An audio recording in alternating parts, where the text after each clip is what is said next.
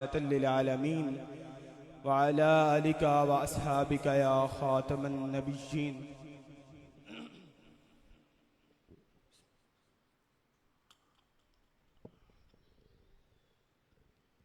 حاضرین و سامعین محترم، ایک کثیر علماء ذی احتشام کی تعداد اور عوام اہل سنت پروگرام کے ابتداء میں ہی بلکہ قبل از صلاۃ المغرب بھی بعض احباب عدالت گھر کے دیگر مضافات سے سالانہ پیغام امام حسین کانفرنس کے لیے تشریف لائے. میں تمامی احباب کا بے حد مشکور و ممنون ہوں. اللہ آپ سب کو سلامت رکھے، برکتوں سے مالا مال فرمائے. حاضرین و سامعین محترم، یہ جو سلسلہ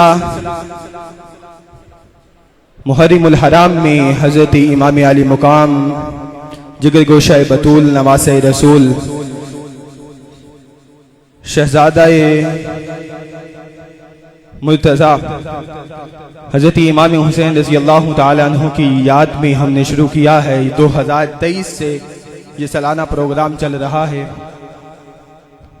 اور ایک اور بات آپ کی سماعتوں کی نظر کرتا چلوں، ذہن نشین کرتا چلوں کہ الحمدللہ ہماری جو مہمان خطیب ہیں انہوں نے وہ نماز مغرب سے پہلے ہی تشریف لا چکے تھے. نماز مغرب باجماعت ادا کی ہے. انشاءاللہ ٹھیک 5-10 منٹ میں وہ سٹیج پر بھی تشریف لے آئیں گے. آپ تمامی احباب جتنے دور و نزدیک سے تشریف لائے، میں سب کا بے حد مشکور و ممنون ہوں. بلا کسی تاخیر کے میں اپنے استاد گرامی، ہمارے اس ادارے کی رونق، قبلہ استاد الحفاظ زینت القرہ فخر القرہ قاری محمد آصف مہروی صاحب کی بارگاہ میں ملتمس ہوں کہ آپ تشریف لاتے ہیں اور آیات بینات سے ہمارے قلوب و اذہان کو منور فرماتے ہیں. حصول برکت کے لیے نعرہ بلند کیجئے، نعرہ تکبیر، نعرہ تکبیر، نعرہ رسالت، نعرہ حیدری، نعرہ تحقیق. کربلا کا شاہ حسین، کربلا کا شاہ حسین، کربلا کا شاہ حسین، کربلا کا شاہ حسین. اکھ دی ٹھنڈک دل دا چین، اکھ دی ٹھنڈک دل دا چین. ہمارے علاقے کی معروف و مشہور شخصیت درویش اہل سنت استاذ العلماء حضرت علامہ مولانا قاری محمد علامہ ریاض احمد چشتی صاحب خطیب جامع مسجد گلزار مدینہ آپ تشریف رکھتے ہیں. ان کے ساتھ محترم جناب حافظ عبداللطیف صاحب امام جامع مسجد فاروقی. ان کے ساتھ ساتھ ہمارے برادرم، ہمارے بھائی صاحبزادہ محمد عبداللہ صاحب جامعہ مسجد نور سے تشریف لائے اپنے احباب کے ہمراہ. میں آپ کا بھی بے حد مشکور و ممنون ہوں. آپ سے گزارش کرتا ہوں کہ آپ سٹیج پہ تشریف لے آئیں علماء کے ساتھ. صاحبزادہ عبداللہ صاحب، ہمارے برادرم، میرے بھائی حضرت علامہ مولانا عالم نبیل فاضل جلیل علامہ اویس حسین نقشبندی صاحب خطیب و امام جامع مسجد نورانی پرانا عدالت گرہ سے آپ بھی تشریف رکھتے ہیں. اور جتنی احباب تشریف لائے میں سب کا تہ دل سے شکر گزار ہوں.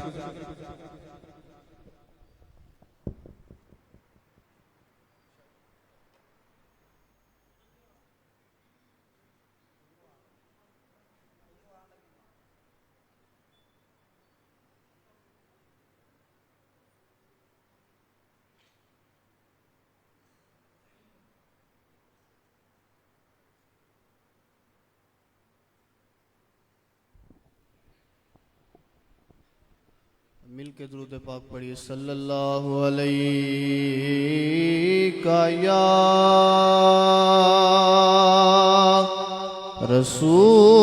رسول اللہ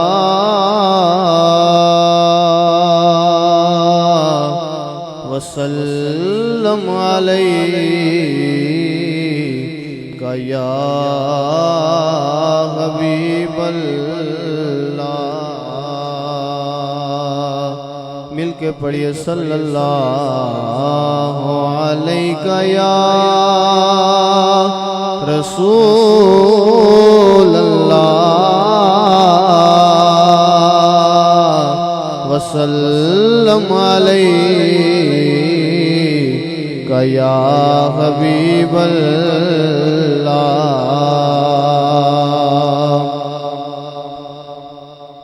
اے حسین ابن علی تیرا زمانہ یاد ہے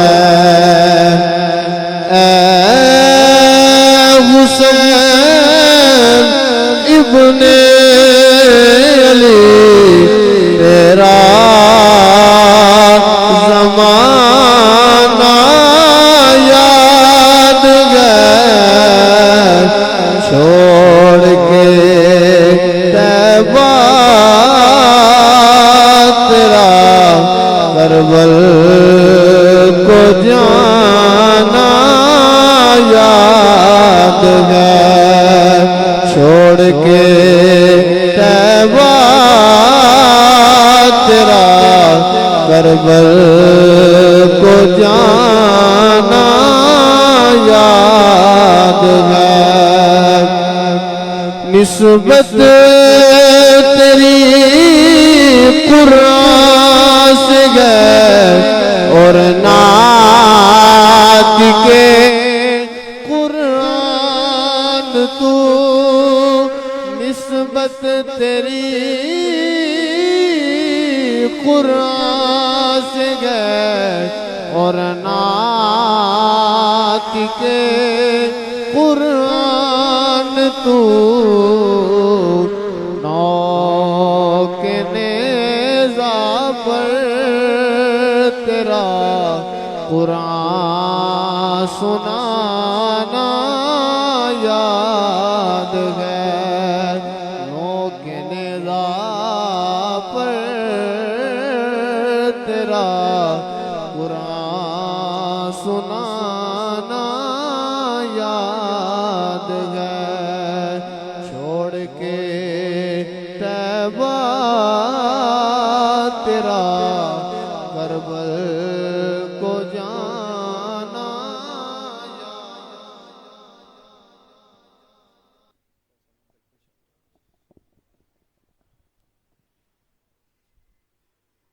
أعوذ بالله من الشيطان الرجيم بسم الله الرحمن الرحيم يوم نطوي السماء كطي السجل للكتب كما بدأنا أول خلق نعيده وعدا علينا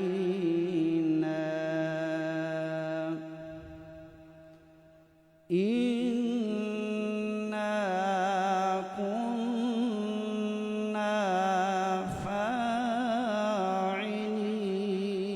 فاعلين كما بدأنا أول خلق نعيده وعدا علينا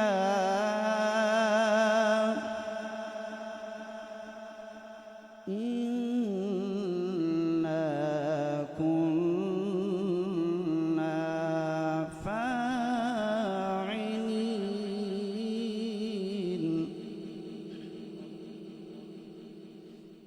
ولقد كتبنا في الزبور من بعد الذكر أن الأرض يرثها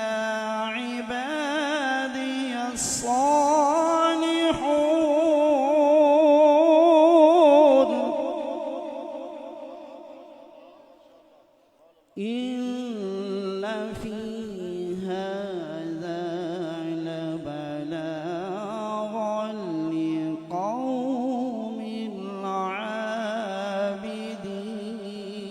عابدين إن في هذا لبلاغا لقوم عابدين إن في هذا لبلاغا لقوم عابدين وما أرسلناك إلا رحمة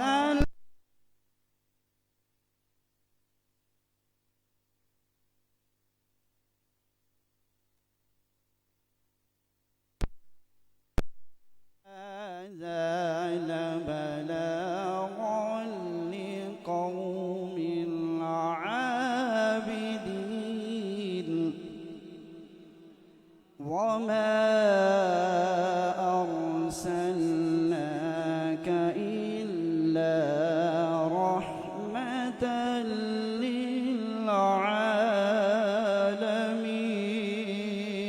للعالمين صدق الله العظيم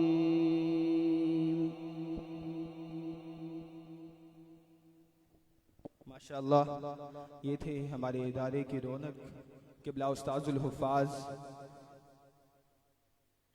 استاد محترم قاری محمد آصف مہروی صاحب جو خوبصورت انداز میں آیات بینات سے ہمارے قلوب و اذہان کو منور فرما رہے تھے.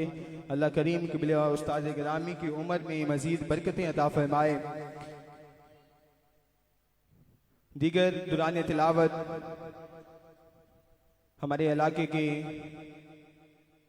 شعبہ تعلیم سے تعلق رکھنے والے اور دیگر احبہ محبین تشریف لائے.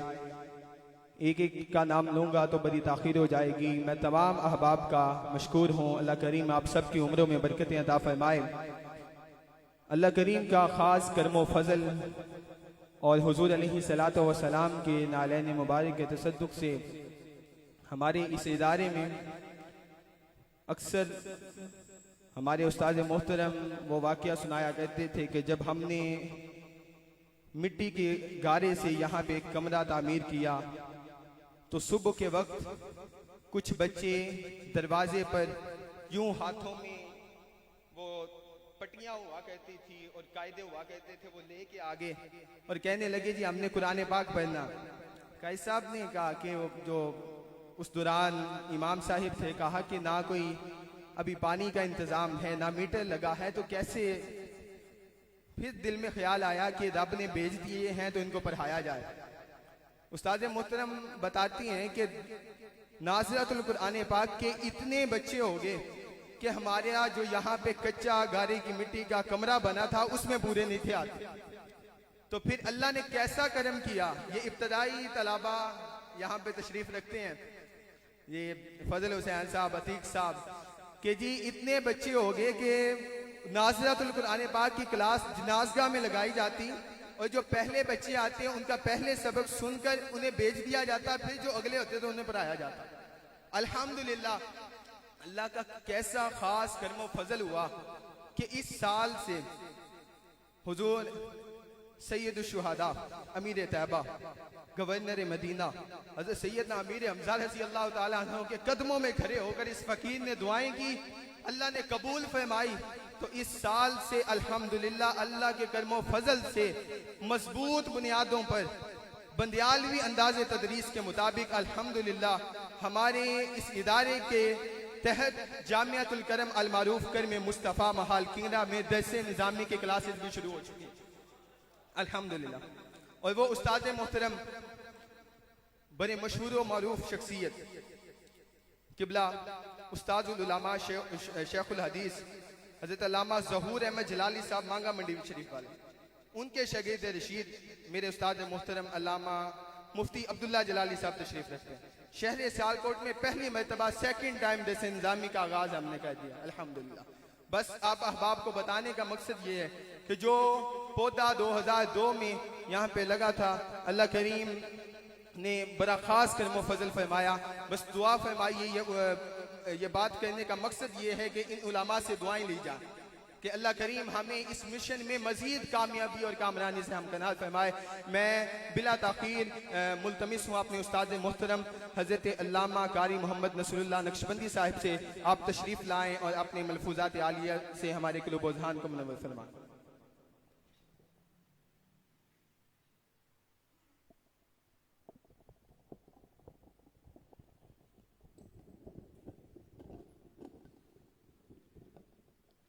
نحمده ونصلي ونسلم على رسوله النبي الكريم اما بعد فاعوذ بالله من الشيطان الرجيم بسم الله الرحمن الرحيم قل لا اسالكم عليه اجرا الا الموده في القربى آمنت بالله صدق الله مولانا العظيم. معزز علماء کرام، واجب الاحترام سامعین، عزیز طلباء،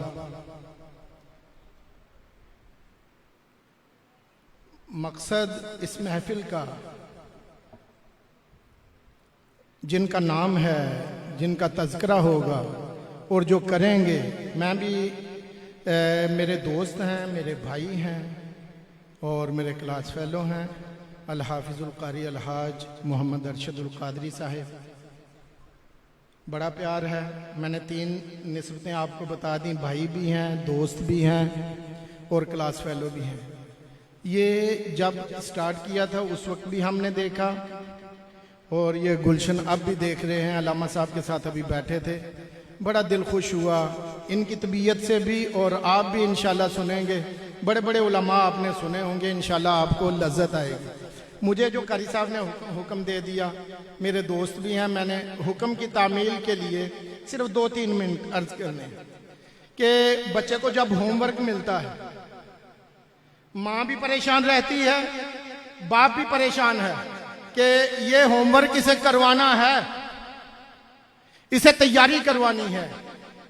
صبح کلاس میں جائے گا تو اس کی عزت بچے گی، نہ کرے گا تو اس کو سزا ملے گی. ایک نصاب دیا قرآن نے، اللہ جل شانہ نے، قُلْ لَا أَسْأَلُكُمْ عَلَيْهِ أَجْرًا إِلَّا الْمَوَدَّةَ فِي الْقُرْبَى. میں تفصیل میں نہیں جاتا. ایک نصاب دیا ہمارے پیارے نبی صلی اللہ علیہ وآلہ وسلم نے، عَلِّمُوا أَوْلَادَكُمْ ثَلَاثَةَ خِصَالٍ. اپنی اولادوں کو 3 چیزیں سکھانا. پہلی اپنے نبی کی محبت، اہل بیت کی محبت اور تلاوت قرآن سکھانا. اب وہ نصاب اپنے بچوں کو، جس طرح علامہ صاحب نے صاحبزادہ علامہ حافظ نعیم الدین صاحب کو وہ نصاب جو اللہ کا نصاب تھا، رسول اللہ کا نصاب تھا، اسے سکھایا. یہ ہم نے اپنی اولادوں کو سکھانا ہے. سب سے پہلے سکھانا ہے کہ اپنے نبی کی محبت سکھاؤ. میں یہاں جرت کر لوں کہ جاپان میں، علامہ صاحب بھی جانتے ہیں کہ جاپان میں میرا بڑا 1992 سے تعلق ہے. ایک جاپانی عورت، ہر سال ظاہر ہے میں جاتا ہوں، ایک زبان بھی میں نے سیکھی. جاپانی عورت، وہ کہتی ہے میں فلاں کے پاس بھی گئی، میں نام نہیں لیتا، فلاں کے پاس بھی گئی، فلاں کے پاس بھی دین کا علم لینے کے لیے گئی، لیکن مجھے جو دین سیکھنے کا مزہ ان لوگوں میں آیا جن میں محبت رسول ہے، محبت اہل بیت ہے، مجھے جو یہ مزہ آیا، وہ تو نئی مسلمان ہے، اسے یہ لذت کہاں سے آئی؟ اسے بھی پتہ چل گیا یہ نصاب رسول اللہ نے عطا فرمایا. اب اپنے بیٹے کو سمجھدار شعور والے اپنے بیٹے کو اگر بتائیں کہ آقا صلی اللہ علیہ وآلہ وسلم رات کو اتنی عبادت کرتے تھے، پاؤں مبارک متورم ہو جاتے تھے، اتنا روتے تھے، کبھی ہنسے نہیں، اس طرح بچے کو تو محبت اس طرح آئے گی، اس طرح نہیں. بچے کو محبت آئے گی کہ بیٹا ہمارے پیارے نبی صلی اللہ علیہ وسلم درخت کو اشارہ کرتے، درخت زمین چیرتا ہوا قدموں میں آ جاتا تھا. سورج کو انگلی کے اشارے سے 2 ٹکڑے کر دیتے تھے، چاند کو انگلی کے اشارے سے 2 ٹکڑے کرتے، سورج واپس بلاتے تھے. ہمارے پیارے آقا صلی اللہ علیہ وآلہ یہ اپنے اولادوں کو محبت سکھانی ہے. میں اپنی بات کو اس طرف لے جا کے، ذکر حسین ہو رہا ہے، فکر حسین کی بھی ضرورت ہے. اس فکر کی ضرورت ہے جو امام علی مقام دے گے. علامہ صاحب انشاءاللہ اس پر گفتگو فرمائیں گے. میں صرف اتنا عرض کر دوں کہ کا سایہ ہو، نیزوں کی بارش ہو، کربلا کی تپتی ہوئی ریت ہو، لاشیں پڑی ہوں، تو فکر کیا دے کے گئے؟ پیغام حسین کیا ہے؟ کیا دے کے گئے کہ نانے نے میرے لیے سجدہ لمبا کیا تھا۔ اے حسینیت کا دھم پڑنے والوں سننا، میں نے ان حالات میں بھی سجدے کو نہیں چھوڑا۔ تم نے بھی نماز کو زندگی کا اوڑھنا بچھونا بنانا ہے۔ بولو ذرا، زندگی کا اوڑھنا بچھونا بنانا ہے۔ انشاءاللہ ہم نیت کریں کہ نماز میں سستی نہیں ہوگی، یہ فکر حسین ہے۔ میں ان نعتیہ اشعار پر اپنی بات کو ختم کروں گا۔ بہاریں تیرے واسطے گل فشاں ہیں، خرامہ ہے باد صبا تیری خاطر، گلوں کو تبسم عطا کرنے والے، معطر ہے ساری فضا تیری خاطر، تیرا حسن رقصاں ہے منظر بمنظر، تیری دلکشی جا بجا تیری خاطر، یہی چند آنسو یہی چند آہیں قبول ان کو کر لیں جو تیری نگاہیں، یہی اس کا سرمایہ زندگی ہے، نثار اور لاتا بھی کیا تیری خاطر۔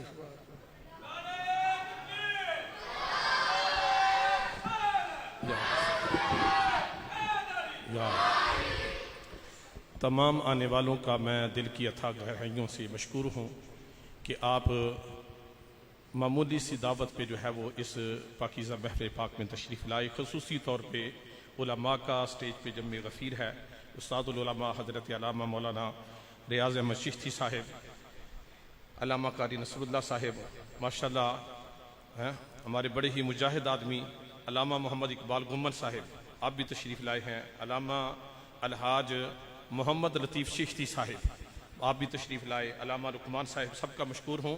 اور وہی مقصد کہ جس کے لیے سب کو صدا دی ہے، اور اس کے لیے میں ملتمس ہوں عالم نبیل فاضل جلیل حضرت علامہ مولانا محمد عادل جمال سنوترا صاحب، آپ ہمیں اپنے مواز حسنہ سے مستفیض فرماتے ہیں۔ نعرہ تکبیر، نعرہ رسالت، نعرہ رسالت، عظمت و شان مصطفیٰ۔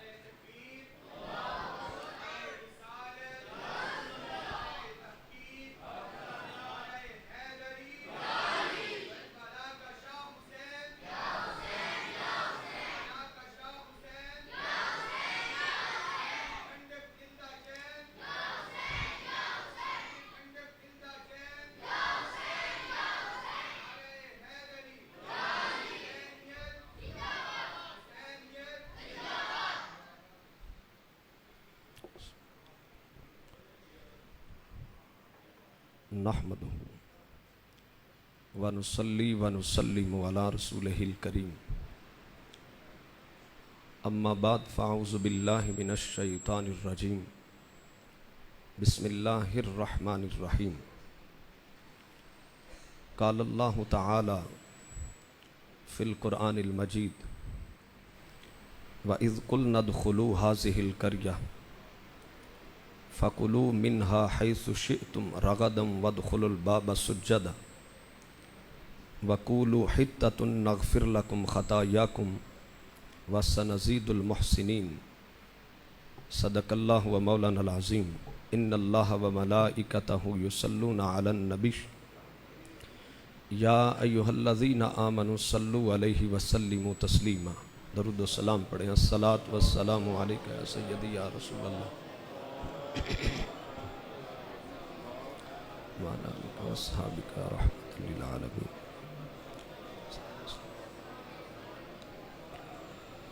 رب اشرح لی صدری ویسر لی امری واحلل عقدۃ من لسانی یفقہوا قولی۔ اللہ کافی قصدتُ الکافی وجدتُ الکافی لکل کافی کفان الکافی وللہ الحمد رضیت باللہ ربا وبالاسلام دینا وبمحمد نبیا ورسولا صلی اللہ تعالی علیہ وسلم۔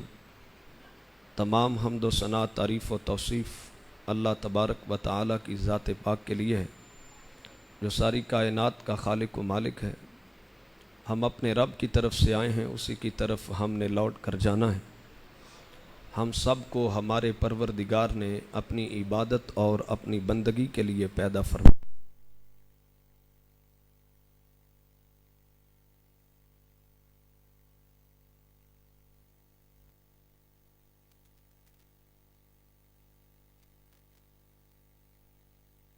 حضرت محمد مصطفیٰ صلی اللہ تعالی علیہ وسلم کی بارگاہ عالیہ میں اپنی محبتوں کا نذرانہ پیش کرنے کے بعد انتہائی عزت و تعظیم کے لائق ذی وقار علماء کرام اور حاضرین محفل، السلام علیکم ورحمۃ اللہ وبرکاتہ۔ اللہ تبارک و تعالی کا بے حد شکر ہے جس نے ہم سب کو ایسی پاکیزہ صفت محفل میں حاضری کی توفیق بخشی۔ زینت مسند صدارت علماء کرام اور بانی محفل بالخصوص حضرت علامہ مولانا محمد ارشد القادری صاحب محتمم دارالعلوم لاثانیہ رضویہ، آپ کا اور آپ کے لخت جگر محترم حافظ نعیم الدین صاحب جنہوں نے حکم فرمایا اور بندہ نچیز آپ کے سامنے حاضر ہونے کے قابل ہوا ہے۔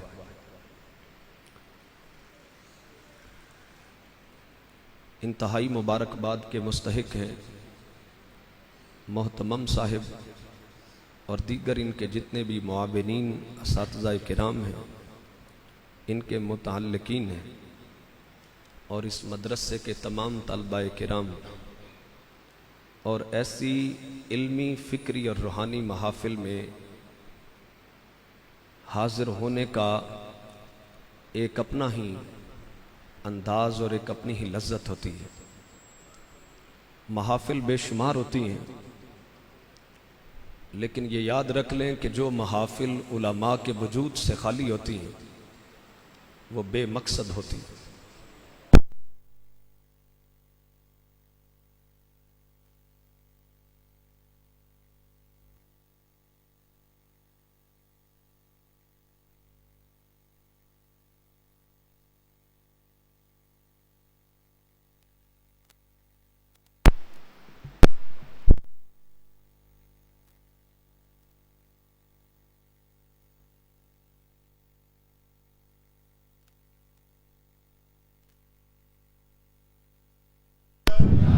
نعرہ تحقیر، نعرہ حیدری، عظمت و شان مصطفیٰ، عظمت و شان مصطفیٰ، شہدائے کرب و بلا، شہدائے کرب و بلا۔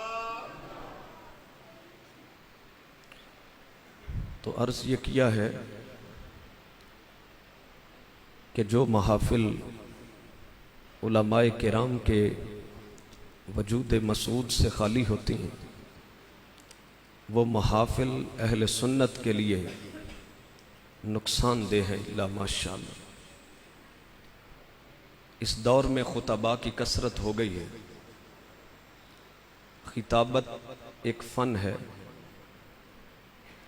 اور لوگوں نے فن کو علم کا نام دے دیا ہے۔ بہت سارے مدرسین ہیں، معلمین ہیں کہ جن کے پاس خطابت کا فن نہیں، لیکن ہزاروں علماء کے پیچھے ان کا فیض ہوتا ہے۔ اور علماء کرام کا دور حاضر میں کوئی مصرف نہیں رہا۔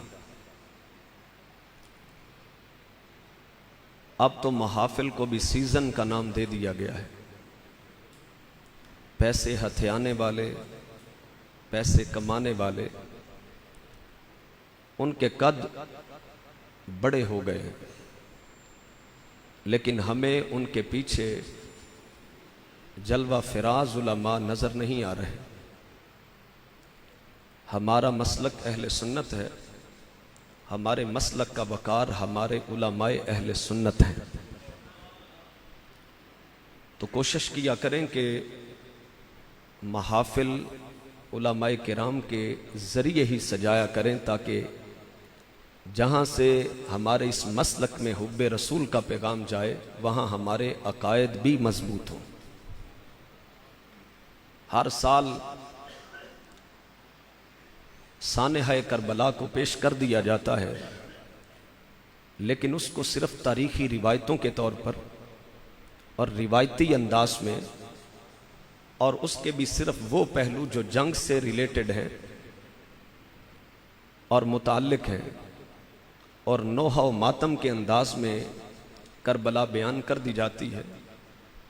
لیکن امام علی مقام سید الشہداء اور لخت جگر رسول سیدنا امام حسین رضی اللہ تعالی عنہ، آپ کی شہادت سے اور سانحہ کربلا سے جو پیغام امت تک پہنچا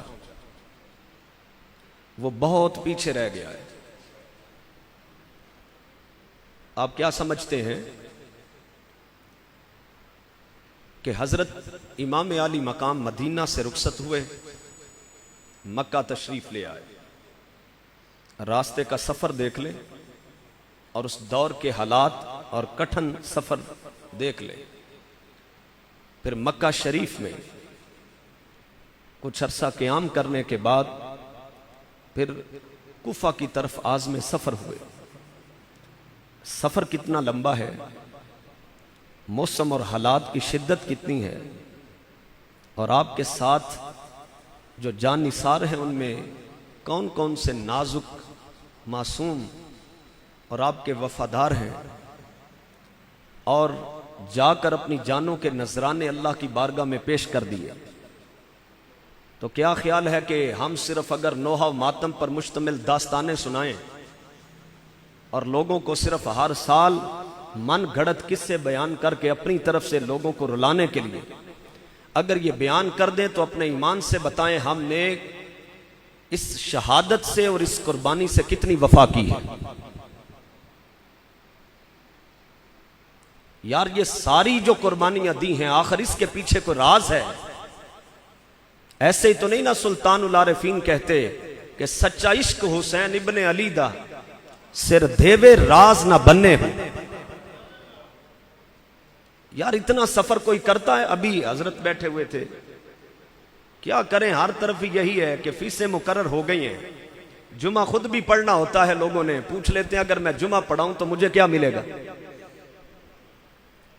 پھر ہمارے منہ سے پھر کربلا کی داستان یا اس کا پیغام جچتا تو نہیں ہے۔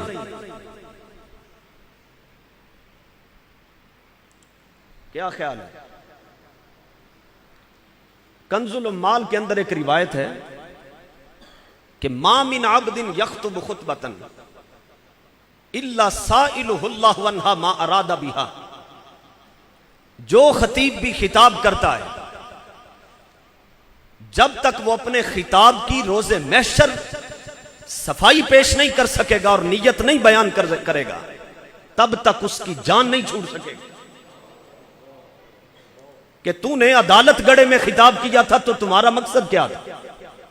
سیال کوٹ کی دھرتی پر تم نے خطاب کیا تھا تو تمہارا مقصد کیا تھا؟ ان جھلڑ خطیبوں کو کیا علم ہے کہ یہ باغ کس طرح لگتا ہے اور یہ باغ کس طرح سینچا جاتا ہے اور کیسے اور کن حالات سے گزرتے ہوئے ان لوگوں کو شیطان کے حملوں سے بچا کر اور معاشرے کے تانوں سے بچا کر کس طرح ان پھولوں کا ایک گلدستہ علماء کی شکل میں درس نظامی تک پہنچایا جاتا ہے، اور درس نظامی کی کتابیں پھر جن حالات سے گزرتا ہے ایم ایس سیاں کرنے والے تو بڑی خوشی سے کر لیتے ہیں، لیکن انہیں کیا خبر ہے کہ درس نظامی کی کتابوں میں کیا ہوتا ہے؟ دستار فضیلت ایسے ہی تو نہیں ہو جاتی، فضیلت ہمیشہ علم سے ملتی ہے۔ یہ آسان ہے کہ باپ کے مرنے کے بعد کوئی اس کی کرسی پہ بیٹھ گیا، اس کی گدی پہ بیٹھ گیا، یہ آسان ہے، لیکن خدا کی عزت کی قسم اپنے کلاس فیلوں کے تانے سننا، اپنے خاندان اور معاشرے کے، اور پھر استادوں کی مارے کھا کر بندہ دستار فضیلت تک جو پہنچتا ہے صرف وہی جانتا ہے کہ اہل علم کی قدر کیا ہوتی ہے۔ بندے سوال ضرور پوچھتے ہیں کہ قاری صاحب، حافظ، عالم صاحب، مفتی صاحب، اس کا جواب کیا ہے؟ سوال ایک لمحے میں پوچھا جاتا ہے، لیکن اسے یہ علم نہیں کہ جواب دینے والے نے کتنی ماریں کھائیں، کتنی کتابیں کھنگالی ہیں، کتنی لائبریریوں کی خاک چھانی ہے، کتنے لوگوں کی آرام مد نظر رکھی ہے، اور کتنے مفتیوں کے فتوے مد نظر رکھ کر، اپنے حالات کو پیش نظر رکھ کر اس نے پھر اس کو جواب دیا ہے۔ سوال کرنے والے کو اس مشکل حالت کا کبھی اندازہ نہیں ہو سکتا۔ ہم نے دالیں کہاں سے کھائیں، کہاں سے لنگر لے کے آتے رہے، گھر سے کیسے جاتے رہے، کیسے آتے رہے، یہ ان کو کیا خبر ہے؟ یہ خبر صرف اہل علم جانتے ہیں۔ اور میرا درد کم از کم یہ جو اسٹیج پہ ایک حسن بیٹھا ہے علماء کا، یہ تو سمجھے، اور یہ سمجھتا بھی ہے۔ اور میں آپ تک اپنے دل کا درد پہنچانا چاہتا ہوں، آئیں، چونکہ میں ہر تقریر سے پہلے یا درمیان میں یا آخر میں یہ اپنا درد بتاتا ہوں تاکہ اہل سنت کے لوگ، علماء اہل سنت کا درد سمجھے۔ اب آئیں، میں نے جو آیت پڑھی وَإِذْ قُلْنَا ادْخُلُوا هَٰذِهِ الْقَرْيَةَ، پہلے سپارے میں ہے اور نامے سپارے میں بھی ہے کچھ لفظوں کے تغیر کے ساتھ۔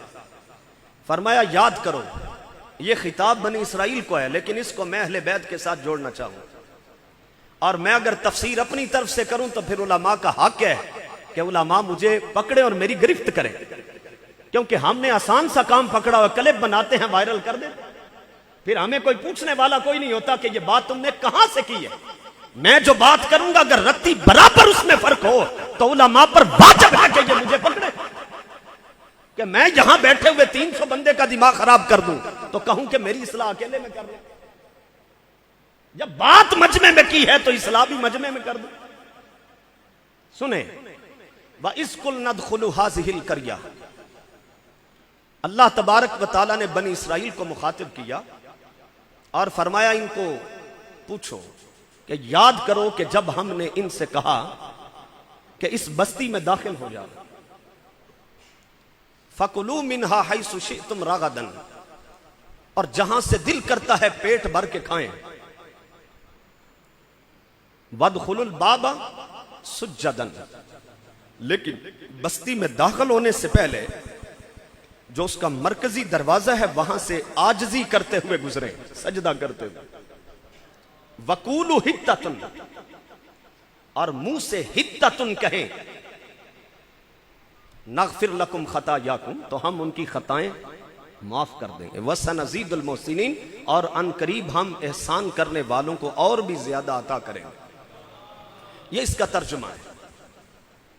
اگر اس کا سیاق و سباق پڑھ لیں، آگے پیچھے سے آیات پڑھ لیں، بنی اسرائیل اللہ تبارک و تعالیٰ کی وہ قوم تھی جو بڑی لاڈلی تھی، اور اللہ تبارک و تعالیٰ نے انہیں ان کے زمانے میں ہر قوم پر فضیلت بخشی تھی، علمی اعتبار سے ان کا کوئی ثانی نہیں تھا ان کے زمانے میں۔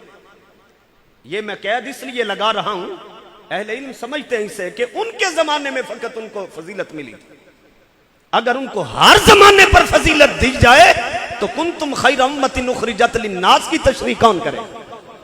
وَكَذَلِكَ جَعَلْنَاكُمْ أُمَّةً وَسَطًا، امت وسط یا امت خیر کی تشریح کون کرے گا؟ اس لیے کہ امت وسط ہو یا امت خیر ہو، اس کا اطلاق علی الاطلاق مطلقاً اس سے مراد امت مصطفیٰ، امت وسط یعنی افضل ترین امت وہ ہم ہیں۔ وہ امت ضرور افضل تھی مگر اپنے زمانے کی قوموں سے، اللہ تبارک و تعالیٰ نے ان کو فضیلت بخشی، علم دیا، باقی قوموں سے ممتاز ہو گئے، لیکن نافرمان اس درجے کے تھے اللہ سے عہد و پیمان توڑ دیتے، رشتہ داروں سے تعلق توڑ دیتے، جن کو جوڑنے کا حکم دیا جاتا انہیں توڑ دیتے، ہر عہد کو توڑ دیتے، انہیں کہا گیا شرک نہیں کرنا، انہوں نے شرک بھی کیا، بچڑے کی پوجا کرنے لگے، ان کو کہا گیا کہ 40 راتوں کا وعدہ کیا گیا سیدنا موسیٰ علیہ السلام سے، لیکن اس کے باوجود جب وہ کوہ طور پر تشریف لے گئے تو یہ پیچھے سے سامری جادوگر کے پیچھے لگ کے بچڑے کی پوجا کرنے لگے۔ کبھی کہتے کہ یا موسیٰ ہم رب پر ایمان نہیں لائیں گے جب تک کہ ہم اس کو حتی نر اللہ جہرتن، جب تک کہ ہم رب کو اپنی کھلی آنکھوں سے نہ دیکھ لیں۔ کبھی کہتے کہ ہم پر آسمانوں سے اگر کھانا اترے گا تو ہم تب تسلیم کریں گے. منا و سلوا اترتا رہا اور وہ پکا پکایا کھانا جو جنت سے آسمانوں سے آتا ان کو دے دیا جاتا. لیکن ناہنجار اتنے تھے کہ کچھ عرصہ گزرنے کے بعد کہنے لگے کہ ہم تو ایک ہی قسم کا کھانا کھا کھا کے تک گئے, ہمیں تو الگ الگ کھانا دیا جائے. ان کو کہا اس بستی میں چلے جاؤ, کھیتی باڑی کرو, مشقت کرو, جو مرضی کی چیز بونا چاہو وہ بو کے تو حاصل کر لو. اور پھر یہاں تک ان کے ساتھ ہوا کہ حضرت موسیٰ علیہ السلام نے ان کو نکال کر جب مصر سے آپ لے گئے فرعون کے ظلم و ستم سے بچا کر, تو آپ اس قوم کے محسن اور رہنما تھے اور پیغمبر تھے. تو جب وہ دریا پر پہنچے تو پیچھے سے فرعون بھی اپنی فوجیں اور لشکر لے کر آیا. اب ادھر دریا ٹھاٹھے مار رہا تھا اور ادھر پیچھے فرعون تھا. قال اصحاب موسیٰ انا لمدرکون, وہ کہنے لگے کہ یا موسیٰ ہم تو مارے گئے, ہم تو پکڑے گئے. لیکن نبی کی استقامت کا عالم یہ ہوتا ہے. فرمایا قال کلا ان معی ربی سیہدین, ہرگز ایسا نہیں ہو سکتا. یہ ہے توکل, یہ ہے یقین, یہ ہے استقامت, یہ ہے اس پائے کے اندر استقلال. فرمایا ایسا نہیں ہو سکتا ہے. جلال دیکھے, قال کلا, ایسا نہیں ہو سکتا ہے. ان معی ربی سیہدین, میرا رب میرے ساتھ ہے, ابھی مجھے راستہ دے. ابھی مجھے بھئی راستہ حضرت موسیٰ کو دیا یا باقیوں کو بھی مل گیا؟ تو آیت میں تو صرف واحد کا صیغہ ہے. انّا معنا تو نہیں نہ کہا, انّا معیہ میرے ساتھ ہے, ربی میرا رب ہے. تو کیا ان کا رب نہیں تھا مگر ان کا یقین کامل نہیں تھا. یقین کامل صرف حضرت موسیٰ کے پاس تھا. سیہدین, وہ ابھی مجھے راہ دے دے گا. تو راہ ملے نا سب کو, بولو مل گیا سب کو راستہ. کس کے وسیلے سے ملا ہے؟ اگر مشکل سے نجات حضرت موسیٰ کے وسیلے سے مل سکتی ہے تو مشکل حالات میں مصطفیٰ کے نام اور وسیلے سے بندے کو نجات نہیں مل سکتی. نجات مل گئی. کہنے لگے ہم تو داخل نہیں ہوں گے جب تک کہ 12 راستے نہ بن جائیں. آپ نے وہ ضرب کلیمی کے ساتھ اس کا سینہ چیرا, 12 راستے بنے, وہ گزر گئے. نافرمان کہنے لگے ہمیں کیسے پتا چلے گا, ایک قوم اپنے دروازے سے گزری, دوسرا دوسرے راستے سے, تیسرا تیسرے, ہمیں کیسے پتا چلے گا وہ بھی گزر رہا ہے. تو پانی کے اندر روشن دان بن گئے. تھوڑے تھوڑے سے وقفے پر وہ ایک دوسرے کو دیکھتے, اتنے بے یقین تھے لیکن گزر گئے. کیوں؟ صاحب یقین کے وسیلے سے گزر رہے, وہ گزر گئے. پھر اس کے بعد جب فرعون آیا اور اس کی فوجیں, تو انہوں نے اپنی آنکھوں کے ساتھ دیکھا کہ فرعونی غرق ہو گئے. سارے کیا ہوئے؟ غرق ہو گئے. تو وہ جب غرق ہو گئے اپنی آنکھوں کے سامنے دیکھا, لیکن پھر بھی جہالت, شرک اس قدر طاقتور تھا کہ اس نے پھر حملہ کر دیا. ذرا سا پار ہوئے تو دیکھا ایک قوم ایک بچڑے کی پوجا کر رہی ہے. کہنے لگے موسیٰ ہمیں بھی اس طرح کا کوئی رب بنا دے جس طرح کا اس قوم کے پاس ہے. فرمایا بے حیاؤ, اگر تمہارے جسم کے ٹکڑے کر دیے جاتے تو جو کچھ تم دیکھ چکے ہو, حق تو یہ تھا کہ تمہارے ہاتھ ٹکڑے سے خدا خدا کی آوازیں آنی چاہیے تھی, مگر تم پھر اپنا ایمان بدل گئے.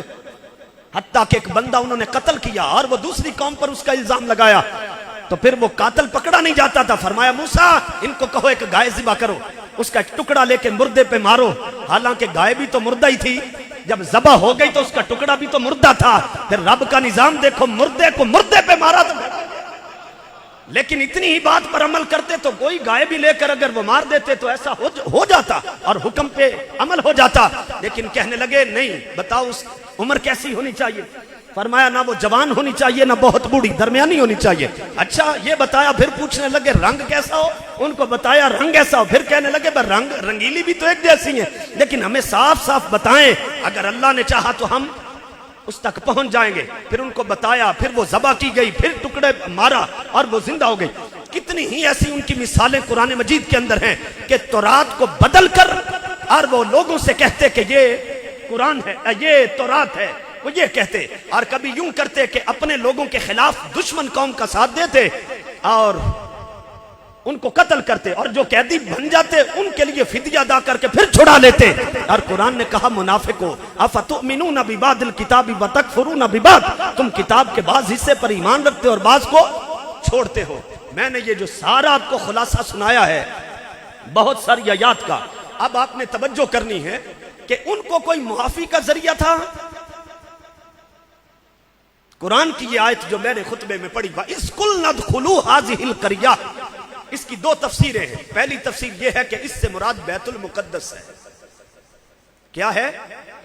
جو قریہ جس بستی کو فلسطین کی طرف اشارہ ہے، تو فرمایا یہ جو بیت المقدس ہے اس کا جو مرکزی دروازہ ہے اس سے تم گزرو. پہلی تفسیر یہ ہے. دوسری تفسیر علماء نے یہ لکھی کہ نہیں، یہ فلسطین کے اندر ایک جگہ تھی جس کا نام تھا اریحا. کیا نام تھا؟ اریحا. اور وہ اتنی مقدس جگہ تھی کہ اس کا جو مرکزی دروازہ تھا وہ ایسے ہی ہے بنی اسرائیل والوں کے لیے کہ جیسے مسلمان امت کے لیے خانہ کعبہ مقدس ہے. ان کو کہا یہ جتنے گناہ جتنی نافرمانیاں تم نے کی ہیں، اگر تم چاہتے ہو کہ رب ذوالجلال ان سے درگزر کر دے اور تمہیں معافی عطا کر دے تو ایک شرط ہے، وَادْخُلُوا الْبَابَ سُجَّدًا. اس دروازے سے اس بستی میں داخل ہونے سے پہلے وہ جو مرکزی دروازہ جب وہاں سے گزرو گے تو سجدن تم نے سجدہ کرتے ہوئے، یا سجدے کا لغوی معنی مراد ہے جھکنا.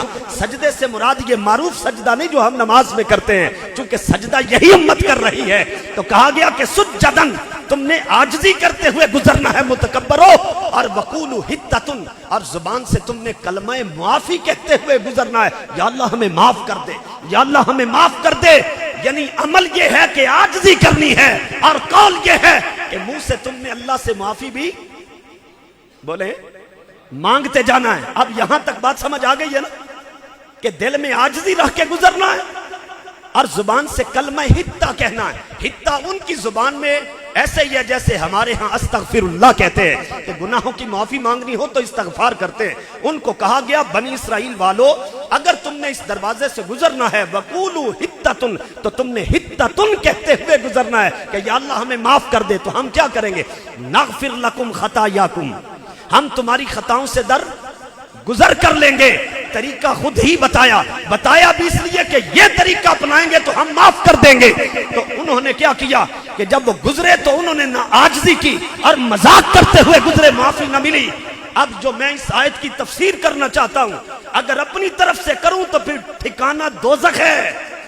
جامع ترمذی میں دو مقام پر اور عبداللہ ابن عباس سے روایت ہے ان عبداللہ ابن عباس رضی اللہ تعالی عنہ قال قال رسول اللہ صلی اللہ علیہ وسلم من قال فی القرآن بغیر علم من قال فی القرآن برأیہ فلیتبوأ مقعدہ من النار.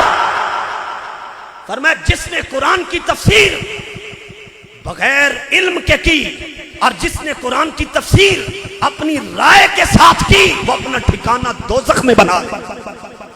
یہ قرآن ہے، یہ کوئی لیلا مجنوں کی داستان نہیں کہ بندہ بڑا منہ پھٹ خطیب ہو اور قرآن کی جس مرضی آیت کو بدل دے. میرے پاس اس وقت موبائل کے اندر ایک کلپ ہے، میں سفر کرتے ہوئے راستے میں سن رہا تھا. یقین کریں میں اہل علم کی توجہ چاہوں گا، ایمن آباد سے کسی خطیب کو بلانے کی ضرورت نہیں. بھائی فن خطابت ہونا یا کسی مداریوں کی طرح خطابت کرنا یا یہ بھول جانا کہ اہل علم کی مجلس ہے تو ایسی حرکتیں کرنا، کبھی اٹھ جائے کبھی بیٹھ جائے بندر کی طرح، کبھی ادھر نکل جائے کبھی ادھر کبھی ادھر کبھی ادھر، یہ قرآن کی آیت ہے.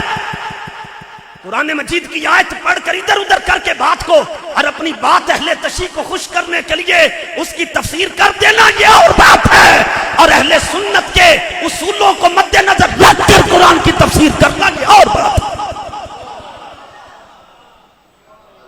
ہم کھاتے اپنے گھر کا ہیں تو بات بھی اپنے گھر کی کرنی ہے. کھا کے اپنے گھر کا پیسہ سنیوں کا لے محفل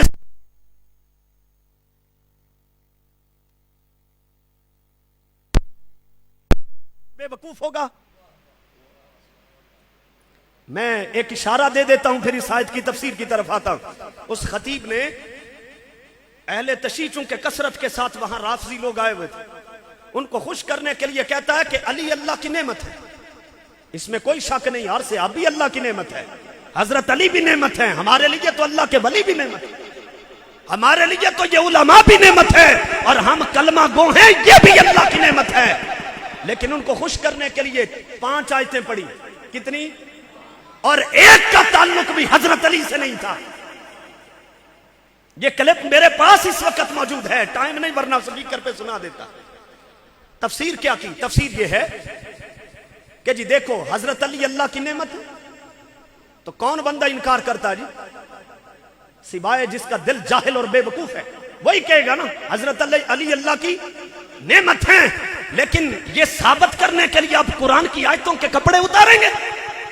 کہتا قرآن کہتا یا ایھا الذین آمنوا اذکروا نعمت اللہ، اے ایمان والو اللہ کی نعمت کا ذکر کرو. سارے مزاج ہی ایسا بنا دیا جس طرح کا خطیب ہوتا ہے نا اسی طرح کا مجمع کی طبیعت ہو جاتی، جیسی روح ہوتی ہے فرشتہ بھی ویسا ہی ہو جاتا ہے. انہوں نے کہا جی کیا بات ہے، یہ تو قرآن مجید میں لکھا کہ اس سے نعمت سے مراد حضرت علی. علماء بیٹھے، اس آیت کا مصداق حضرت علی نہیں ہے، اگرچہ وہ اللہ کی نعمت ہے، وہ مومن اور منافق کے درمیان حد فاصل ہے، اس بات سے انکار نہیں، مگر اس آیت کی تفسیر یہ نہیں ہے. دوسری جگہ پر کہتا ہے فَاذْكُرُوا آلَاءَ اللَّهِ لَعَلَّكُمْ تُفْلِحُونَ، سورۃ اعراف کی، حالانکہ پیچھے قوم ہود کا ذکر ہو رہا ہے، اور کہتا ہے کہ قرآن یہ کہتا ہے اللہ کی نعمتوں کا ذکر کرو تاکہ نجات پا جاؤ. اس سے مراد بھی حضرت علی ہیں، وہ یہ کہتا ہے. دو آیتیں ہو گئی، تیسری آیت وہ کہتا ہے کہ صرف ذکر نہیں کرنا، وَأَمَّا بِنِعْمَةِ رَبِّكَ فَحَدِّثْ، جو تم پر نعمت ہو جائے اس کا چرچا کرو. حالانکہ علماء جانتے ہیں کہ اس کا مصداق کون ہے، اور مصداق اول کو چھوڑ کر، یہ تفسیر کا اصول ہے، مصداق اول کو چھوڑ کر اور یقینی مصداق کو چھوڑ کر کسی اور کا استدلال کرنا یہ اہل سنت کے اصول ہے. مثلا رحمت للعالمین کون ہے؟ باقی نبی رحمت ضرور ہے مگر رحمت للعالمین ہونا یہ شان کس کی ہے؟ اب یہ شان بندہ حضرت موسیٰ کی ثابت کرے تو مصداق اول تو مصطفیٰ ہے. آقا کو چھوڑ کے بندہ حضرت موسیٰ کی طرف جائے، گمراہی ہے کہ نہیں؟ خاتم النبیین کا مصداق اول کون ہے؟ آقا ہے نا. باقی نبی ہیں مگر خاتم النبیین کا تاج صرف رسول پاک کے سر انور پہ سجا ہے. تو مصداق اول کو چھوڑ کر کسی اور گلی میں جانا یہ کیا ہے؟ جہالت اور گمراہی ہے. تین آیتیں ہوں گے، چوتھی کہتا ہے قیامت کا دن آئے گا تو پوچھا جائے گا وَلَا تُسْأَلُنَّ يَوْمَئِذٍ عَنِ النَّعِيمِ، تم سے پوچھا جائے گا علی کے بارے میں، نعمت کے بارے میں. پھر یہ سارا ذکر کرنے کے بعد کہتا ہے آؤ میں ابن کثیر کا حوالہ دیتا ہوں. یہ بات کر کے وہ کہہ رہا ہے، کہتا ہے الْيَوْمَ أَكْمَلْتُ لَكُمْ دِينَكُمْ وَأَتْمَمْتُ عَلَيْكُمْ نِعْمَتِي. اس نے بس بے وقوف نے اور اس بندر نے یہ دیکھا کہ بس ہر آیت میں نعمت کا لفظ آ رہا ہے تو میں اپنے مطلب کی کھچڑی بنا لوں، مگر ایسا نہیں ہے. جب تک یہ اہل سنت کے غیرت مند فرزند موجود ہیں، جب تک یہ مارے کھا کر اور اپنی ناخنوں کی مدد سے یہاں تک پہنچے، ہم آسمانوں سے گر کر کھجور پہ اٹکنے والے خطیب نہیں ہیں.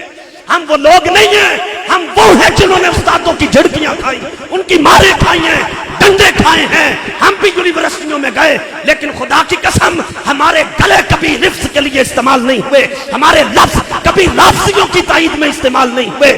خدا کی عزت کی قسم ہمارا علم کبھی لفظیوں کے لیے نہیں ہے. ہمارا علم، ہماری صلاحیت، ہمارے فتوے، ہماری تقریریں، ہماری تبلیغیں، ہماری تقریریں، جب بھی ہماری زبان سے، ہمارے ہاتھ سے کوئی قول نکلے، کوئی عمل نکلے، صرف اہل سنت کی حمایت اور تائید. ہم غیرت مند لوگ ہیں. اور اس میں بات کرتے ہوئے چونکہ وقت تھوڑا ہے توجہ فرمائیں. کہتا اليوم اکملت لکم دینکم واتممت علیکم نعمتی. کہتا ابن کثیر نے یہ حوالہ دیا، میں ساری ابن کثیر کی یہ جگہ سے پڑھ کے آیا ہوں. ابن کثیر کی طرف جھوٹ منسوب کیا. کہتا انہوں نے کہا اس سے مراد حضرت علی ہے. وہ کہتا ہے حج کے موقع پر حضرت علی جب گئے اور پھر وہ واپس آئے اور سرکار نے فرمایا، جب آیت نازل ہو گئی سرکار نے فرمایا من کنت مولا فہذا علی مولا. وہ کہتا ہے یہ لفظ جب کہے تو پھر جبریل آیا اور یہ آیت لے کر نازل ہوا. علماء جانتے ہیں کہ اس نے چوری کہاں کی ہے. اور جہاں اس آیت میں نعمت کے لفظ سے مراد خدا کی عزت کی قسم حضرت علی المرتضی شیر خدا نہیں ہے. یہاں اس جگہ سے مراد حتیٰ کہ مصطفیٰ بھی نہیں ہے، اگرچہ وہ نعمت عظمیٰ ہیں، رب کی سب سے بڑی نعمت مصطفیٰ ہیں، لیکن یہاں نعمت سے مراد حضور نہیں ہے.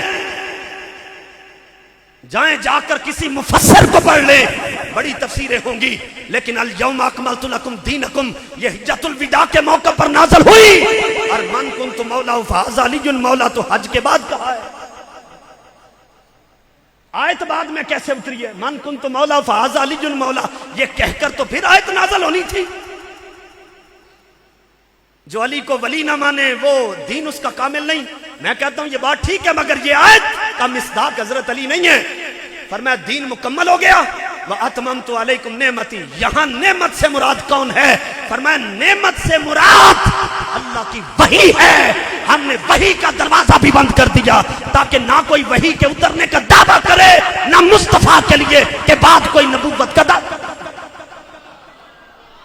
یہ تفسیر کی ہے سنیوں کے غیرت مند بچے نے، اور ہمیں پتہ ہے کسائیوں کے بچوں کہ تم نے وہ پکڑا ہوا ہاتھ میں ٹوکا کے جیسے گوشت اور ہڈیاں کرتے ہیں، اسی طرح ہم قرآن کی آیتوں پر بھی ایسے ہی کلاڑے چلائیں گے، ایسا نہیں ہونا ہے۔ آئیں واپس وَإِذْ قُلْنَا ادْخُلُوا هَٰذِهِ الْقَرْيَةَ، فرمایا ہم نے کہا کہ اس بستی سے گزر جاؤ، گزرو، لیکن کیا کرتے ہوئے گزرنا ہے؟ عاجزی کے ساتھ، اور زبان سے کلمہ معافی کہنا ہے۔ اگر وہ ایسا کرتے تو انہیں معافی مل جاتی کہ نہیں؟ نغفر لکم خطایاکم، یہ اللہ کا وعدہ تھا، پورا ہوتا کہ نہ ہوتا؟ ہم معاف کریں گے تمہاری سب خطاؤں کو۔ اچھا ان کے لیے یہ کوٹا تھا کہ ان کو معافی مل سکتی تھی، اگر وہ یہ کرتے تو ان کے لیے معافی کا دروازہ کھلا تھا۔ کیا ہمارے پاس بھی کوئی کوٹا ہے کہ نہیں؟ وقت ہے کہ نہیں؟ زندگیاں ہیں نا ابھی؟ آئیں میں آپ کے سامنے رکھوں، حوالہ غلط ہو تو تب بھی پکڑے۔ امام طبرانی نے المعجم الکبیر میں، معجم الصغیر میں اور معجم الاوسط میں، اور اس حدیث کے راوی دو عظیم صحابی رسول ہیں، اس امت کے درویش صحابی حضرت ابو ذر غفاری رضی اللہ تعالی عنہ، اور دوسرے ایک مجاہد صحابی ہیں حضرت ابو سعید الخدری رضی اللہ تعالی عنہ۔ یہ کیا کہتے ہیں؟ قالا، میں نے تھوڑا سا لمبا کیا ہے تاکہ یہ تسنیہ کا بنے، چونکہ پیچھے دو جلیل القدر صحابی ہیں، دونوں نے بیان کیا، ٹھیک ہے؟ قالا، وہ کہتے ہیں سمعنا رسول اللہ صلی اللہ تعالی علیہ وسلم، وہ کہتے ہیں ہم نے رسول پاک صلی اللہ علیہ وسلم کو فرماتے ہوئے سنا۔ اگر یہ حدیث بھی ضعیف ہو تو تب بھی پکڑے، ہمیں حسن درجے کی ہے، اور حسن درجے کی حدیث شریعت میں حجت ہوتی ہے۔ کیا ہوتی ہے؟ حجت ہوتی ہے۔ وہ کیا فرماتے ہیں؟ کہتے ہیں رسول پاک صلی اللہ علیہ وسلم کو ہم نے فرماتے ہوئے سنا۔ میں آج 14.5 صدیوں بعد یہ سنانے لگا ہوں اور آپ مجھ سے سن رہے ہیں، لیکن ابو سعید خدری اور ابو ذر غفاری وہ ہیں انہوں نے سر کی آنکھوں سے رسول پاک کو فرماتے ہوئے سنا۔ حدیث مرفوع کا درجہ ہے کہ نہیں؟ کہتے ہیں رسول پاک صلی اللہ علیہ وسلم نے ارشاد فرمایا انما مثل فیکم، انما مثل اہل بیتی فیکم کمثل باب حتۃ فی بنی اسرائیل من دخل غفر لہ۔ فرمایا جس طرح بنی اسرائیل کے پاس بڑی خطائیں تھیں، ان کے بڑے گناہ تھے، ان کو کوٹا دیا گیا کہ اگر معافی چاہتے ہو تو تم اس مقدس دروازے سے گزر جاؤ تو تمہیں معافی مل جائے گی۔ سرکار نے فرمایا میری امت از اول تا آخر اگر تم چاہتے ہو ہماری خطاؤں سے درگزر کیا جائے، ہمارے گناہوں سے معافی مل جائے، تو میرے اہل بیت سے جڑ جاؤ، جو ان کے پاس آئے گا رب اس کے گناہوں کو معاف کر دے۔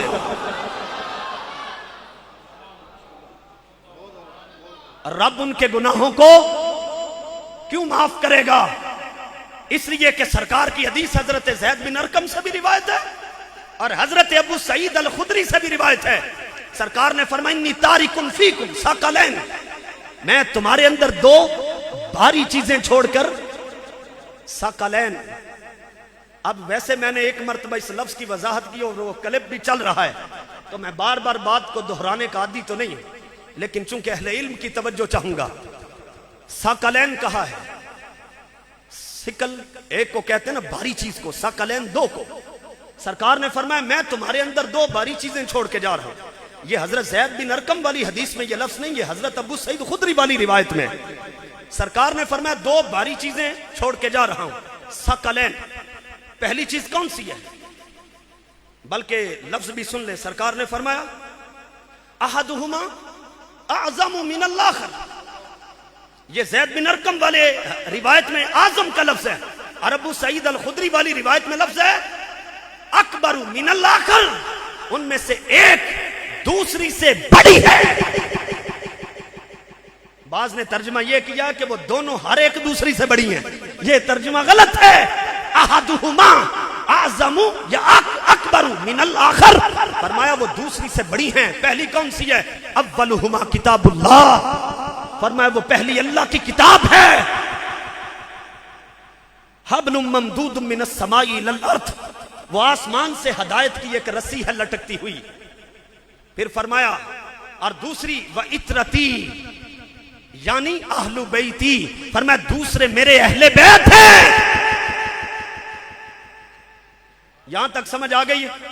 سرکار نے فرمایا وَلَن يَتَفَرَّقَا حَتَّى يَرِدَ عَلَيَّ الْحَوْض، فرمایا قرآن اور میرے اہل بیت آپس میں کبھی جدا نہ ہوں گے یہاں تک کہ یہ حوض کوثر پہ آ جائیں گے.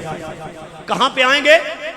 حوض، یعنی اہل بیت کا تعلق قرآن کے ساتھ اتنا مضبوط ہے کہ یہ قیامت تک کبھی جدا. لیکن یہ اپنا اپنا ذوق ہے نا. کئیوں نے کہا کہ نہیں اصل قرآن تو امام مہدی لے گئے، غار میں چھپے ہوئے، ہماری وہ فکر نہیں. اگر امام مہدی قرآن لے گئے ہیں اور امت کے پاس اصل قرآن نہیں تو اہل بیت کدھر ہے؟ کہتے ہیں جی اہل بیت کے ساتھ تو دنیا بری پڑی ہے، تو پھر جب قرآن نہیں تو اہل بیت کہاں گئے؟ یاد رکھو اگر امت کے پاس اہل بیت ہیں تو ان کے پاس قرآن بھی ہے، کیونکہ قرآن اور اہل بیت کبھی جدا. سرکار نے فرمایا ثقلین، میں دو بھاری چیزیں چھوڑ کے جا رہا ہوں. تو اہل بیت اور قرآن کے لیے ثقلین کا لفظ استعمال کیا، اور تسنیہ کا لفظ جو ہوتا ہے اس میں ان دو چیزوں کو آپس میں اکٹھا کیا جاتا ہے جن کا مزاج ایک ہوتا ہے. جن کا مزاج، اچھا ماں باپ کو اگر عربی میں کہیں تو والدین کہیں گے. کیا کہیں گے؟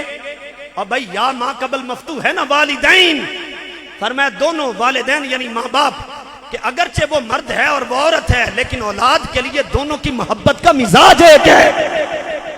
ٹھیک ہے، آگے چلیں. چھوٹی ہو یا بڑی دونوں کو عید کہتے ہیں، اور دونوں پہ چونکہ خوشی کا مزاج ایک ہوتا ہے اس لیے ان کو عیدین کہتے ہیں. اب آ جائیں یہ دو مثالیں سمجھنے کے بعد کہ سرکار نے فرمایا میں قرآن اور اہل بیت ثقلین یہ دو بھاری چیزیں چھوڑ کے جا رہا ہوں. اور تسنیہ کا لفظ اس لیے استعمال فرمایا کہ سن لو میری امت، جو مزاج قرآن کا ہوگا وہی مزاج اہل بیت کا ہوگا، جو اہل بیت کا مزاج ہوگا وہی قرآن کا مزاج. اچھا اب آ جائیں امام حسین علی مقام اہل بیت کے فرزند عظیم ہیں کہ نہیں؟ یہ آیت جب اتری کل لا اسألکم علیہ اجرا الا المودۃ فی القربى، یہ جب آیت اتری تو حضرت ابن عباس فرماتے ہیں کہ جب یہ لما نزلت هذه الآیہ، کہتے ہیں جب یہ آیت نازل ہوئی نا اس وقت صحابہ کرام نے پوچھا من قرابتک هؤلاء الذین وجبت علینا مودتهم یا رسول اللہ، آقا یہ بتائیں وہ آپ کے کون سے اہل قرابت ہیں کہ جن کے ساتھ محبت کرنا ہم پر واجب قرار دیا گیا. اگرچہ یہاں پر حصر کیا گیا ہے لیکن سرکار دو عالم نے اس موقع پر فرمایا اس سے مراد قال علی و فاطمہ وابناہما، فرمایا اس سے مراد حیدر کرار ہیں، میری لخت جگر سیدہ خاتون جنت ہیں، اور ان کے دونوں لخت جگر حسن و حسین رضی اللہ تعالی جن کی محبت ہم پر واجب ہے. ایک تو یہ بات سنائی کہ ان کی محبت واجب ہے، دوسری محبت یہ قرآن سے جدا نہیں ہو سکتے، اور قرآن سے تو رشتہ اتنا مضبوط ہے کہ اگر نیزے کی نوک پر بھی سر انور سفر کر رہا تھا تو تب بھی زبان پر قرآن جاری تھا. سرکار دو عالم صلی اللہ علیہ وسلم نے امام حسن و حسین کے لیے اتنے واضح، ٹھوس اور قطعی الفاظ کے ساتھ ان کی شان بیان کی. تو جب ان کی شان، عظمت، مرتبہ، درجہ یقینی ہے تو انہیں چھوڑ کر اگر کوئی یزید جس کا نام، جس کا کردار جس کی حکومت مشکوک ہے. اعلیٰ سرکار نے فرمایا جو بندہ مشکوک شے چھوڑ دے گا دین بچ جائے گا. اور یزید مشکوک ہے اور حسن و حسین یقین ہے. جو یقین کو چھوڑ کے یزید کو امیر المومنین کہتا ہے اس کا دین خطرے میں ہے. دین بچا اس کا ہے جو حسن و حسین سے وابستہ ہے. اور علامہ اقبال سے پوچھو کہ اقبال کہتا ہے امام علی مقام کا مقام و مرتبہ اس امت میں کیسا ہے. وہ کہتے ہیں درمیان امت آن کی ماں جناب ہم چو حرف کل ہو اللہ در کتاب. وہ کہتے ہیں جس طرح سورت اخلاص کی حیثیت قرآن میں ہے امام حسین علی مقام کی حیثیت مصطفیٰ کی امت میں ہے. جیسے سورہ اخلاص میں خالص توحید کا پیغام ہے اسی طرح امام علی مقام کی زندگی میں بھی خالص دین ہی کا نام ہے. اس لیے جو یہ سمجھتے تھے کہ وہ تخت و تاج کے لیے گئے تھے, ارے میدان پیغام میں کربلا یہ ہے کہ وہ گئے نہیں تھے تخت لینے کے لیے. تخت کے لیے تو یزید جاتا ہے, تخت کے لیے تو فرعون لڑتا ہے, تخت کے لیے تو نمرود لڑتا ہے, لیکن جنت جن کو وراثت میں ملی ہو وہ دنیا کا حقیر سا تخت لینے کے لیے جائیں گے. سرکار فرمائے یہ جنت کے سردار ہیں. سرداروں کو زیب دیتا ہے کہ تھوڑی سی حکومت کے لیے اتنی قیمتی جان قربان کر دے. کیوں جی؟ جن کے ذہن میں یہ خیال آیا تھا کہ یہ دو شہزادوں کی جنگ تھی اور وہ تخت لینے کے لیے گئے, امام علی مقام کی شہادت نے ان کے منہ پر تمانچہ مارا. اور بدبختوں جو تخت لینے کے لیے جائے وہ تو مصلحت اندیش ہوتا ہے, وہ تو صلح کر لیتا ہے, وہ کمپرومائز کر لیتا ہے, وہ جان کو بچاتا ہے, عارضی طور پر حالات کا انتظار کرتا ہے کہ جب حالات ٹھیک ہو جائیں تو پھر آ کر تو میں اس کے ساتھ حملہ کروں گا. لیکن امام علی مقام نے اپنے خاندان کے معصوم بچوں کی, اپنے جان نثاروں کی قربانی دے کر ان کا بیانیہ بدل کے رکھ دیا. میں تخت کے لیے نہیں گیا تھا, میں نے تلوار اٹھائی تھی حضور کے دین کی حفاظت کے لیے بس.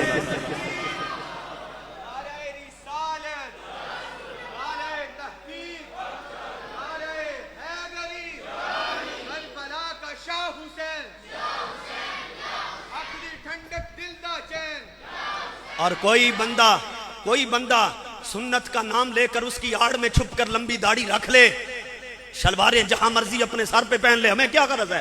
لیکن وہ امام حسین علی مقام کے مد مقابل اگر یزید کی بات کرتا ہے تو سن, ان سے تو وہ علامہ اقبال بہتر تھا جس نے کہا تیغ بحر عزت دین است و بس مقصد وہ حفظ آئین است و بس.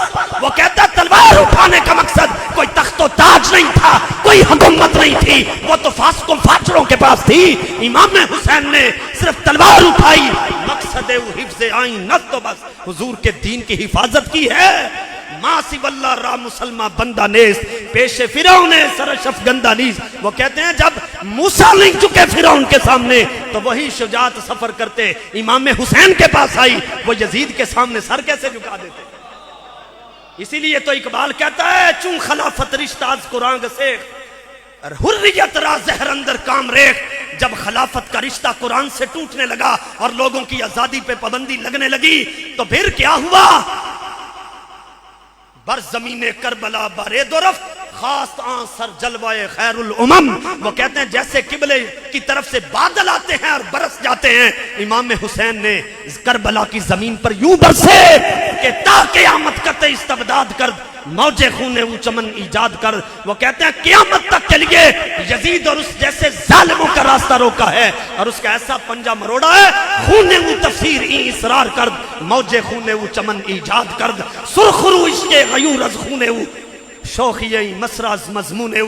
اقبال کہتا ہے امام حسین کے خون نے یہ تفسیر کر دی کہ جو ان کو سمجھ رہے تھے کہ یہ انکار کر رہے ہیں کوئی ذاتی مقصد ہے, نہ مدعایش سلطنت بودے اگر خود نہ کرتے باچنی سامان سفر. اگر ان کا مدعا سلطنت حاصل کرنا ہوتا تو دشمنا چوں ریگ صحرا لا تعد دوستانے او بجزدہ ہم مدد. ان کے دوستوں کی تعداد تو 72 تھی اور سامنے ریت کے ذروں جیسے ان کے دشمن تھے, لیکن بحر حق در خاک و خون غلطی داست پس بنائے لا الہ گردی داست. وہ کہتا ہے صرف حضور کے دین کی خاطر تلوار اٹھائی اور اسی کی خاطر جام شہادت نوش کیا.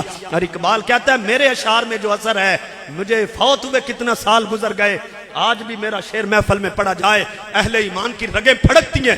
کہتے ہیں اس کا سبب یہ ہے رمز قرآن از حسین موختیم زیاتش اشولہ اندوختیم. وہ کہتے ہیں میں نے بھی جو قرآن کے اسرار اور راز پائے ہیں امام علی مقام سے پائے. شعر تو بڑے سارے ہیں, میں نے تو ان کے سارے شعر یاد کیے ہوئے ہیں, لیکن آج کے دور میں یہ آخری طور پیغام کے طور پر یہ کہنا چاہوں گا, ہم ذکر حسین کر رہے ہیں تو پیغام کدھر گیا, آپ کی فکر کدھر گئی؟ خدا کی قسم کربلا سے نوحہ ماتم کا پیغام نہیں ملتا ہے, نوحہ ماتم کا پیغام تمہیں کوفے سے ضرور ملے گا, لیکن جنہوں نے صبر کا دامن تھاما ان سے تمہیں صبر تو ملے گا, ان سے تمہیں نوحہ ماتم نہیں ملے گا. آگ تو جلا رہے تھے دوسرے, یہاں آگ جلا کر تو پھر نمازیں پڑھی جا رہی. میں یہاں پہ آپ کے ذہن میں ہوگا میں اشارہ کرتا ہوں, ایک ٹک ٹاکر ہے, سارا سال اپنی ماں بہن بیٹی وہ نچا نچا کر پیسے کماتا, اور جب محرم آتا ہے تو کالے کپڑے پہن کے ایسے وہ کرتے ہیں جیسے یہ ٹھیکیدار ہیں. آپ کو کس نے کہا کہ حضرت سکینہ جن کو حضرت سکینہ کہتے ہیں, جیسے ہی خطیبوں نے مشہور کر دیا کہ جیسے ہی وہ اپنی سواری سے باہر میدان عمل میں آئے اور جنگ لڑنے کے لیے یزیدی فوجوں کے سامنے جانے لگے تو حضرت سکینہ نے گھوڑے کو پکڑ لیا. ابا جان یتیم کس کو کہتے ہیں, آپ کیا سمجھتے ہیں؟ حضرت سکینہ بچی تھی, وہ تو اس وقت شادی شدہ تھی, اور آپ کو کس نے کہا ہے کہ وہ باہر نکلی تھی؟ اعلیٰ حضرت کہتے ہیں جن کا آنچل نہ دیکھا مہا مہر نے وہ تو اندر سے نہیں نکلی تھی. بغیرت تم ہوئے ہو, خدا کی عزت کی قسم, آسمان کا سورج اور رات کو نکلتا ہوا چاند اور نات کو دمکتے ہوئے ستارے آج بھی خاندان اہل بیت کی حیات کا پیغام دیتا. ان کی نماز نہ چھوٹے کربلا میں, اور تم یہاں چھوڑ جاؤ, تم قرآن نہ پڑھو کہ موبائل کی 100 مرتبہ دن میں زیارت کرتے اور قرآن کی زیارت دن میں ایک بار بھی نہ کی. پیغام یہ ہے کہ میں نے نیزے پر بھی قرآن نہیں چھوڑا, اور تم نرم بیڈوں کے اوپر اے سی لگا کے سوتے ہو تو فجر ٹائم تمہاری آنکھ ہی نہیں کھلتی. شعر پر ختم کرتا ہوں, اقبال کہتا ہے قافلہ حجاز میں ایک حسین بھی نہیں, گرچہ ہیں تابدار گیسوئے دجلہ و فرات. وہ کہتے ہیں دجلہ و فرات آج بھی انتظار کر رہا ہے کہ وہ جو قافلہ حجاز آیا تھا مدینے سے مکہ اور مکہ سے پھر, وہ کہتے ہیں کہ ہمیں مسلمان ہونے کا دعویٰ سارے ہی کرتے ہیں, لیکن اس قافلے کے اندر حسینی کردار والا کوئی رہنما نہیں. گرچہ ہیں تابدار گیسوئے دجلہ و فرات, لیکن قافلہ حجاز میں ایک حسین بھی نہیں. اگر حسین چاہتے ہیں اپنی ماں کو فاطمہ بنا لے, جب وہ حیادار بنیں گی تو پھر حسینی کردار والے بچے جنم لیں گے. بطول باشو پنہا شو ازی اثر کہ دارا غوش شبیر بگیری, سیدہ بطول سلام اللہ علیہا کی طرح زمانے کی گندی آنکھ سے بچ جائے جب عورت, پھر بچے حسین ہی پیدا ہوا کرتے ہیں. رب ذوالجلال ہمیں حسینی بننے کی توفیق عطا فرمائے. میں آپ سب سے اجازت چاہوں گا, ہمارا سفر کچھ تھوڑا اور بھی آگے. اللہ تبارک و تعالیٰ آپ سب کی محبتوں کو قبول فرمائے, اور علماء اہل سنت کا سایہ ہمارے سروں پہ تا دیر سلامت فرمائے.